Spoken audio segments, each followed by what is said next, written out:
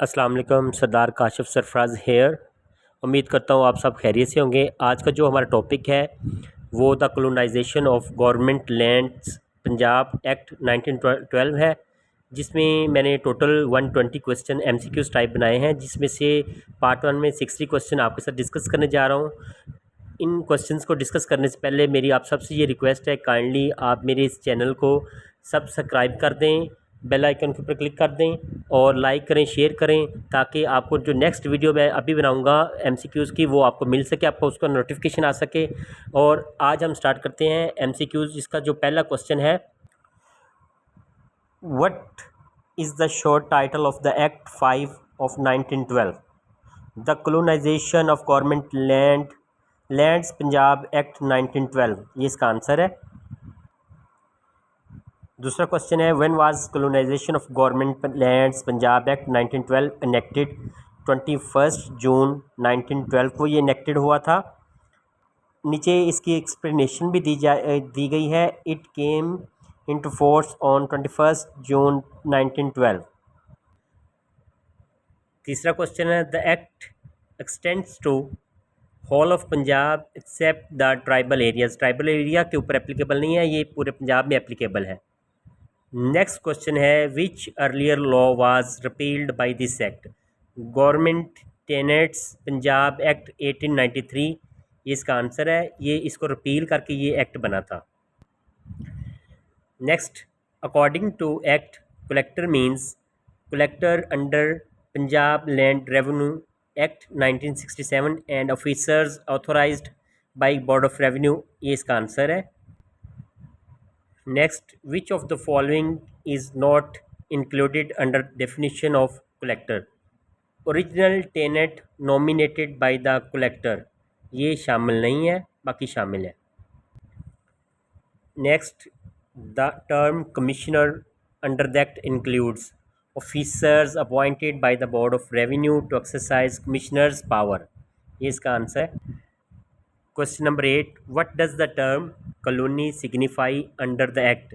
Any area declared as colony by provincial government. Provincial government ने किसी भी area को कॉलोनी डिक्लेयर किया हो तो वो कॉलोनी कहलाएगा। The term prescribed in this act means sanctioned by Board of Revenue, इसका आंसर है। नेक्स्ट क्वेश्चन है, which of the following is considered an improvement? Construction of wells for agriculture purpose के लिए जो वेल्स तमीर किए जाते हैं वो इम्प्रूवमेंट में आते हैं। Next question, which is not treated as an improvement? Temporary wells dug in routine cultivation, जो टेम्परेरी तौर पे बनाए जाते हैं वो नहीं शामिल है। नेक्स्ट क्वेश्चन है 12, which explanation under improvements states that a work benefiting multiple tenancies counts for each tenancy, इसको एक्सप्लेनेशन नंबर 2 में वजाहत की गई है और एक्सप्लेनेशन नंबर 2 जो अप्लाइज करती है। नेक्स्ट क्वेश्चन है, a tenant's work is not an improvement if it diminishes the value of any other part of landlord's property, जो लैंडलॉर्ड की दूसरी प्रॉपर्टी की वैल्यू कम करे, जैसे work harming landlord's other property are excluded, ये शामिल नहीं होता जिसमें दूसरी प्रॉपर्टी को नुकसान पहुंचे। नेक्स्ट 14 है question, who is a tenant under this act? Any person holding land in a colony as a tenant of government के टेनेंट के तौर पे जो कॉलोनी में प्रॉपर्टी को होल्ड करता है वो टेनेंट कहलाता है। नेक्स्ट है question, tenant includes predecessor and successor, बच्चे और उसके बड़े और छोटे सारे ही शामिल हैं। In the interest of a tenant, जो इन टेनेंट की प्रॉपर्टी में इंटरेस्ट रखते हैं वो सारे शामिल हैं। नेक्स्ट है, what is an original tenant? जो ओरिजिनल टेनेंट कौन होगा? ऐसा किराएदार male person to whom tenancy is first allotted by collector, जिसे कलेक्टर फर्स्ट टाइम देता है या पहली जिसे अलॉट करते हैं टेनेंसी, वो होता है ओरिजिनल टेनेंट और मोस्टली ये जो मेल पर्सन होते हैं उसे इनिशियली टेनेंसी दी गई थी। Definition of original tenant also includes male transferee of original tenant and nominated successor of a female tenant, ये इसमें शामिल है। नेक्स्ट क्वेश्चन 18 है, to which lands does the act apply unless government acts otherwise, जिसका answer है land under act of 1893 and other government property in gazette, जो gazette में बताई गई है, या उस लैंड अंडर एक्ट जो था 1893 वाला, उसमें जो बताई गई थी वो प्रॉपर्टी शामिल है।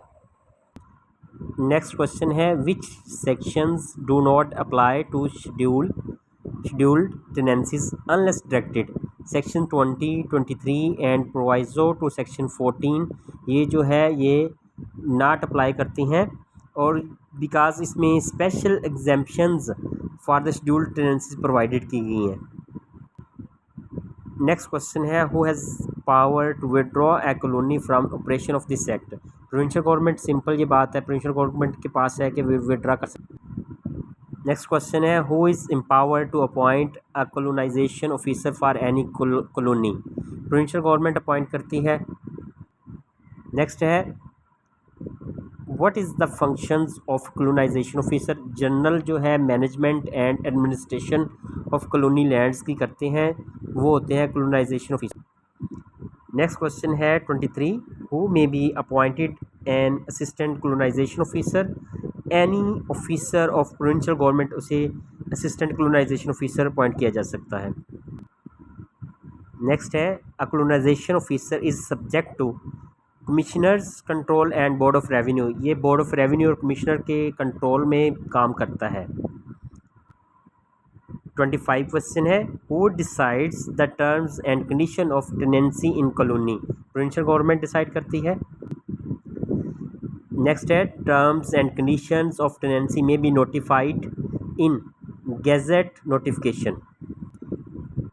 नेक्स्ट है, on expiry of tenancy land reverts to, अगर जब टेनेंसी एक्सपायर होती है तो रिवर्ट होकर किसको जाएगी, प्रोविंशियल गवर्नमेंट को जाएगी डेफिनेटली जिनकी प्रॉपर्टी है। नेक्स्ट क्वेश्चन है, if tenant does not accept conditions of tenancy the land reverts to provincial government, अगर वो टर्म्स एंड कंडीशन नहीं एक्सेप्ट करता तो वो रिवर्ट होगी प्रोविंशियल गवर्नमेंट को मिल जाएगी वापस। नेक्स्ट है, who is empowered to eject a tenant in case of breach of tenancy conditions, अगर कोई टेनेंसी की कंडीशंस को ब्रेक करता है तो कलेक्टर एम्पावर्ड है कि वो इजेक्ट कर सकता है, उसे बाहर निकाल फेंकता है टेनेंट को। नेक्स्ट क्वेश्चन है, before ejectment the tenant must be given an opportunity of being heard, उसे सुना जाएगा फिर उसको टेनेंट को बाहर निकाला जाएगा। ये जो प्रिंसिपल्स ऑफ नेचुरल जस्टिस है वो अप्लाई करते हैं इसके ऊपर। Like no one should be condemned unheard, ये मैंने मैगज़ीन में बताया था, लीगल मैगज़ीन के अंदर, किसी को बगैर सुने उसके खिलाफ फैसला नहीं हो सकता। No one should be condemned unheard. Next question है, a tenant is liable to ejectment if fails to pay rent, अगर रेंट नहीं अदा करता तो उसे एजेक्ट कर दिया जाएगा। नेक्स्ट क्वेश्चन है, tenant is also liable to ejectment if fails to cultivate tenancy personally, वो खुद उसके ऊपर काश्तकारी नहीं करता बल्कि किसी दूसरे को दे देता है फर्दर टेनेंसी के ऊपर, जो उसे अख्तियारात नहीं है वो नहीं दे सकता, तो इस वजह से भी एजेक्ट होगा। ये नेक्स्ट वही क्वेश्चन आ गया है, unauthorised transfer of tenancy makes tenant liable to ejectment, अगर वो किसी को फर्दर ट्रांसफ़र कर देता है उस प्रॉपर्टी की तो वो कर नहीं सकता, इस वजह से भी एजेक्टमेंट उसकी होगी। और अनऑथोराइज्ड ट्रांसफ़र्स। नेक्स्ट क्वेश्चन है, if tenant cut down trees without sanction he is liable to ejectment, अगर वो बगैर इजाज़त के दरख्त काटता है उस प्रॉपर्टी में से तो वो लायबल है एजेक्टमेंट का।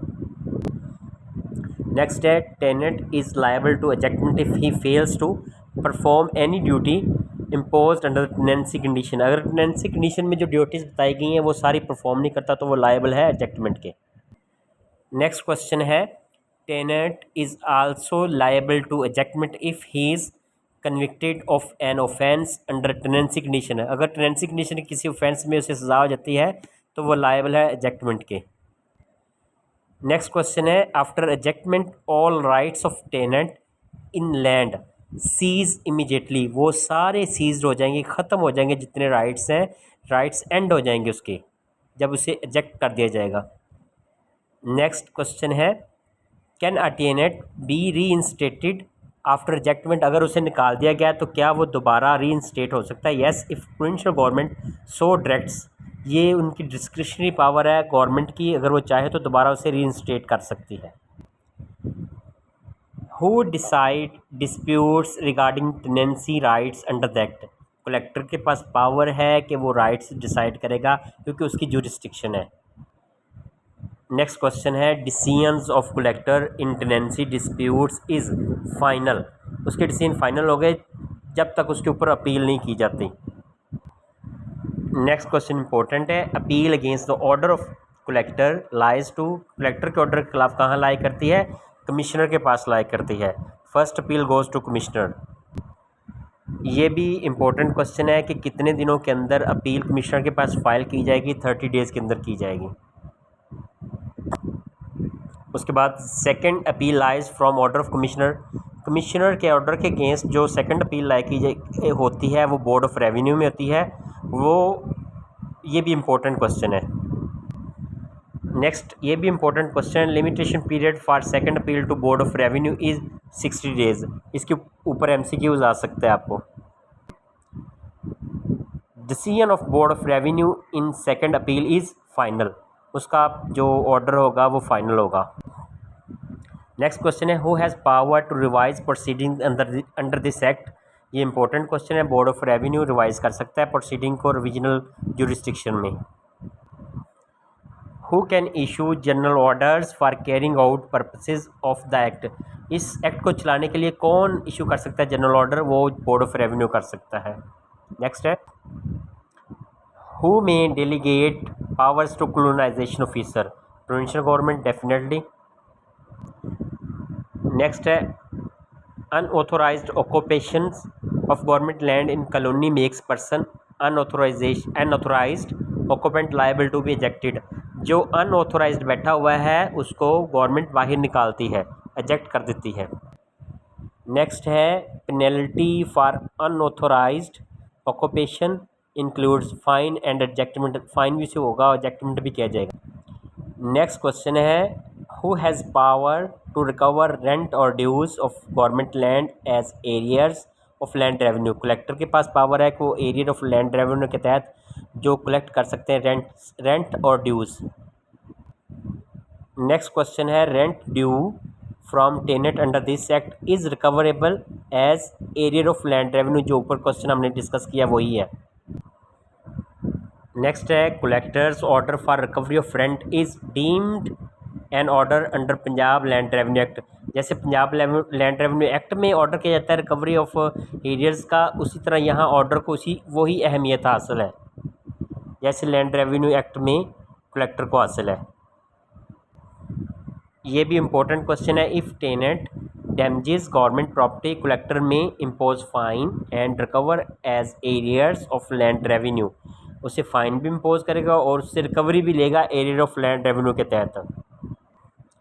नेक्स्ट है, tenant failing to perform duties under tenancy में बी पनिश्ड, अगर वो फेल होता है परफॉर्म करने से, अपनी ड्यूटीज़ परफॉर्म करने से, टेनेंट जो है उसे फ़ाइन इम्पोज किया जाएगा।